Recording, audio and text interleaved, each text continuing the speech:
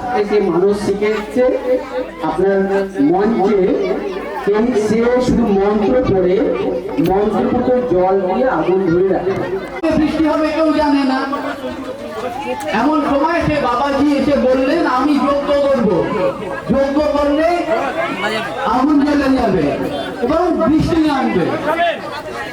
যজ্ঞ করতে গেলে কত কি লাগে আমরা সবাই জানি। তিনি বললেন আমি জল জ্বালাবো, জল ঢেলে আগুন জ্বালিয়ে দেবো। তো আমরা ভারতীয় বিজ্ঞান ও যুগীয় সমিতি থেকে একটা ঘটনা ঘটিয়ে রেখেছি। আপনারা যা দেখলেন কেউ বলতে পারবেন যে আগুনটা কি করে ধরানো হয়েছে? এটা কি মন্ত্র করে ধরিয়েছি না অন্য কোনো কাজ? কেউ যদি ঠাকুর জল নোংরা হলে পরিষ্কার করতে দেয়, ওষুধ দোকানে পাওয়া যায় পটাশিয়াম পারম্যাঙ্গানেট। এর সাথে আমি পেয়েছিলাম জল বলে যেটা, ওটা হচ্ছে গ্লিসারিন, যেটা শীতকালে অনেকে ত্বকের জন্য ব্যবহার করে। তো এই পটাশিয়াম পারম্যাঙ্গানেট আর গ্লিসারিনের বিক্রিয়ার ফলে প্রচন্ড তাপ উৎপন্ন হয়, যেটা দিয়ে আগুন জ্বলে। এটি আরেকটি ভাবে করা যায়। এখানে পদাগুলো ছাড়ালে দেখা যাবে যে ভেতরে পিস করা আছে, কাটা আছে। এটা ছাড়া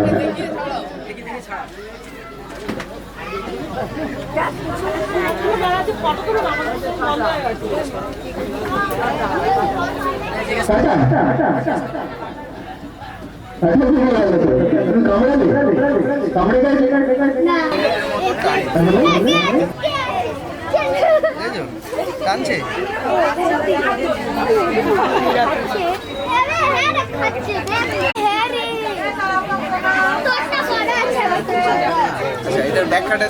পারে তাহলে তাকে আমরা 50 লাখ টাকা দেবো। এটা আমাদের বলার চ্যালেঞ্জ রইল।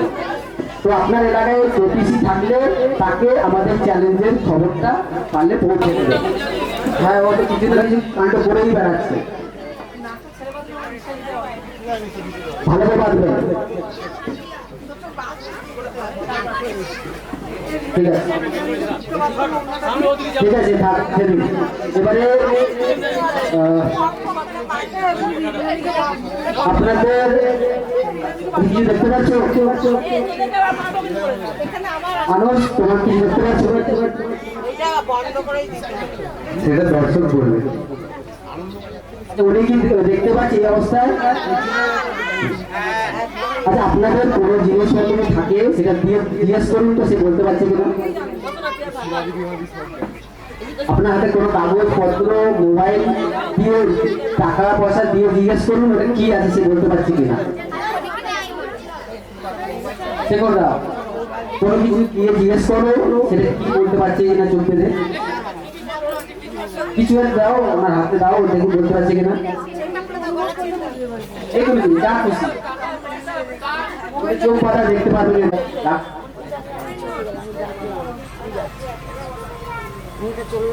বলো, বলতে পারবে? এটা রং কি?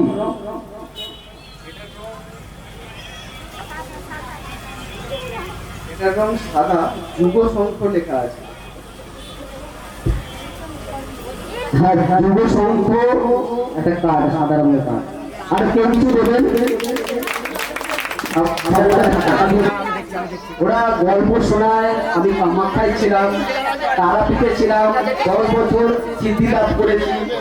এরা টোটালি ফ্রড। কোন তান্ত্রিক বলে আমার কামাখ্যা সিদ্ধ প্রাপ্ত, সে 1 নম্বর প্রতারক।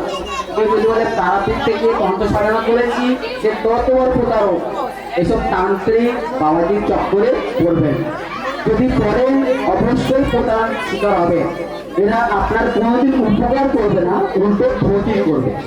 তো তাই আমরা আপনাদের অনুরোধ করবো, আপনারা এসব প্রতিরূপ দেখতে দেখাচ্ছি সবার কাছে অনুরোধ, বিশেষ করে বাচ্চাদেরকে বলবো এইটা কেউ নিজে থেকে চেষ্টা করবে না। ঘরে কেউ কোনো বাচ্চা নিজে থেকে আগুন খাওয়ার চেষ্টা করবে না। ঘটনা ঘটতে পারে, দুর্ঘটনা ঘটতে পারে। আমরা যেগুলো দেখাই, আমরা শিখেছি, তাই আমরা এগুলো করে দেখাচ্ছি। তো সবার আগে মানুষ আগুনকে দেখাবে, হাতে রাখবে।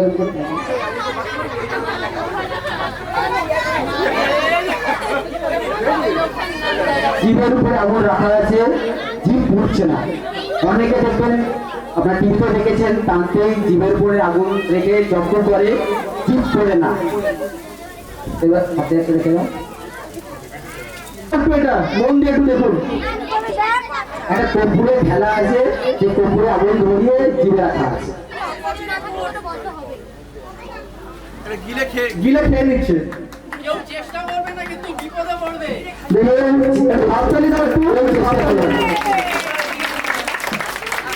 আমরা বলি যদি আপনারা কেউ যদি শিখতে চান আমাদের সঙ্গে যোগাযোগ করবেন। আমাদের লোকালে শেখরটা আছে, দাদারা, তারা ডাকলে আমরা আপনাদের হাতে কলমে বাচ্চাদের শিখিয়ে দেবো।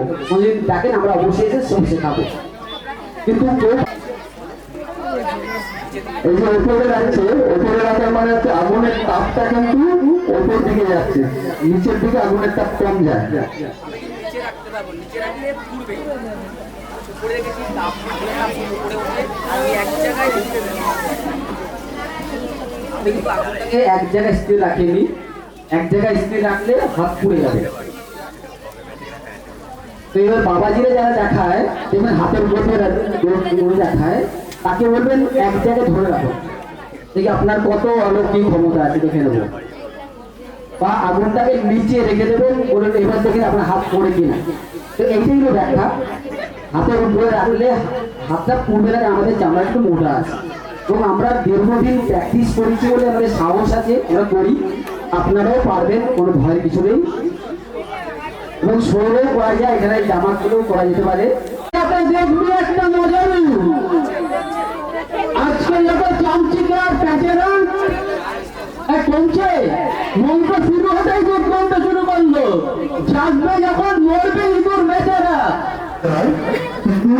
আমরা এখানে আগুন ব্যবহার করবো না, শুধুমাত্র মন্ত্রের দ্বারাই দুধকে গরম করে উঠলে উঠবে, ঘটি ব্যবহার দিয়ে উঠলে পড়বে।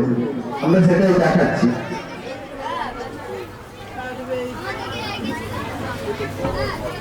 বাইরে নিয়ে যাও, উঠলে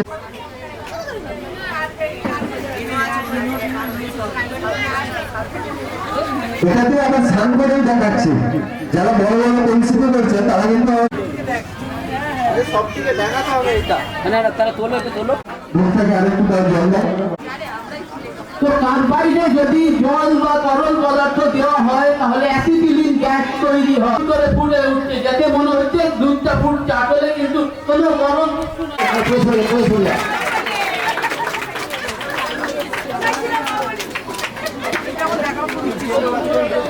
তো আপনাদের কি বিশ্বাস হয় কি মানুষের ধারে কোনো ভূতে চেপেছে?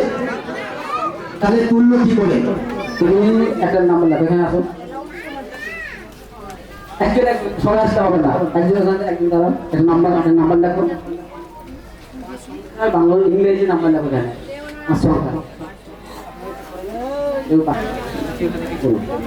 প্রয়োজন হলে আপনি ক্যালকুলেটার, বাচ্চাদের নাম্বার দেখে উনি যোগ করছে, এখন যোগ করুন। বলবেন না, উত্তরটা বলবেন না। এই উত্তর বাবু দিয়েছিলাম, লুকিয়ে রাখতে, ও দেখে নিবে, উত্তর মিলে গেলে মুশকিল আছে।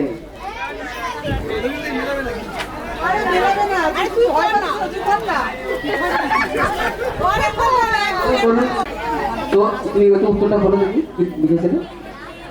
কাউকে দেখাবে না, ওখানে দাঁড়াও, আপনি ওখানে দাঁড়ান, একটু দূরে দাঁড়ান। নিজের দিকে দেখো, প্রথম সংখ্যাটা বলো।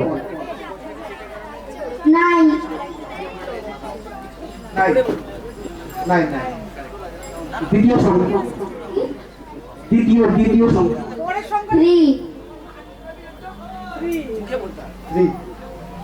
তারপরে শুনুন।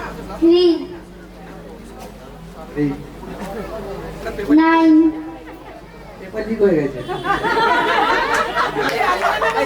নাম্বারটা দেখান, কোথায় আছে? 93339, 93339।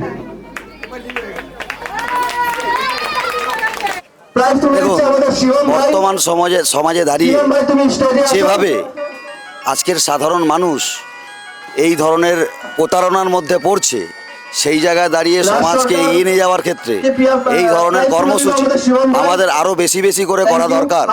কারণ আমরা বিভিন্ন জায়গায় বিভিন্ন ক্ষেত্রে লক্ষ্য করছি এই সাধু এবং ধর্মের নাম করে, বিশেষ করে ধর্মের নাম করে মানুষকে যেভাবে ঠকানো হয়, তা সেই জায়গায় দাঁড়িয়ে সায়েন্স যেখানে আজকে এত ডেভেলপমেন্ট এত এগিয়ে আছে, সেখানে এই অন্ধবিশ্বাসের জায়গায় দাঁড়িয়ে যেভাবে বিভিন্ন মানুষকে বিভিন্ন সময় প্রতারণা করা হচ্ছে, সেই জায়গায় দাঁড়িয়ে আমাদের এই ধরনের কর্মসূচি আগামী দিনে আরও বেশি বেশি অঞ্চলের বুকে করা উচিত।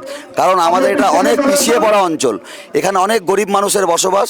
সেই জায়গায় দাঁড়িয়ে এখানে এই গরিব মানুষকে প্রতারণার ক্ষেত্রে তারা এই অন্ধবিশ্বাসে অনেকটা এগিয়ে আছে। সেখানে মানুষকে সচেতন করার ক্ষেত্রে আমাদের তাদের পাশে দাঁড়িয়ে এবং যাতে তারা প্রতারিত না হয়, এবং বিভিন্নভাবে মানুষকে যেভাবে আমাদের এই অঞ্চলের বুকে দাঁড়িয়ে আমরা লক্ষ্য করি যে বিভিন্ন সময় বিভিন্ন জায়গায় দাঁড়িয়ে প্রতারণার মধ্যে পড়তে হয়, সেই জায়গায় দাঁড়িয়ে আজকের এই কর্মসূচি খুবই গুরুত্বপূর্ণ এবং আগামী দিনে যাতে এটা আমরা আরও বেশি করে করতে পারি, সেটাই আমাদের লক্ষ্য হওয়া উচিত। আপনার নাম? আমার নাম খোকন দত্ত, ঢাপা হাটগাছিয়া ব্যবসায়ী সমিতির পক্ষ থেকে আমি এই কথা আপনাদের সামনে উত্থাপন করি।